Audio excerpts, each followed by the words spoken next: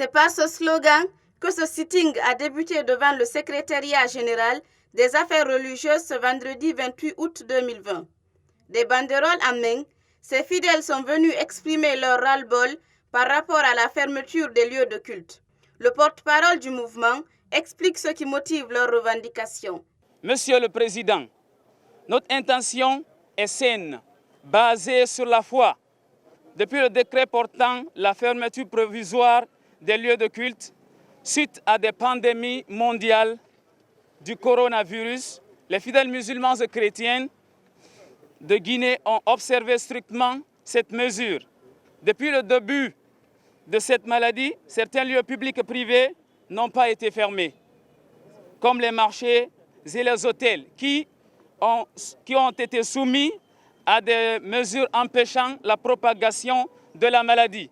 Suite à cela, nous avons constaté la réouverture de certains lieux publics et privés avec des mesures sanitaires, telles que les aéroports, les écoles, les restaurants.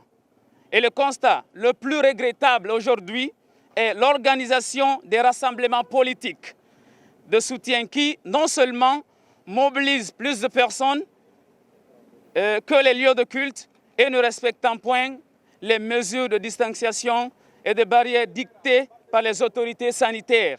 Les membres de ce mouvement entendent se battre jusqu'au bout pour la réouverture des lieux de culte dans un bref délai. Par ailleurs, ces lieux de culte ont toujours servi dans le cadre de l'éducation des communautés au sens moral pour le bien-être de la société. Ils ont déjà fait preuve en 2014 pendant la riposte contre la maladie à virus Ebola. C'est pourquoi nous demandons aujourd'hui la réouverture de ces lieux de culte sans exception aucune, dans le plus bref délai, afin qu'ils continuent à accomplir ses devoirs religieux et sociaux envers la société.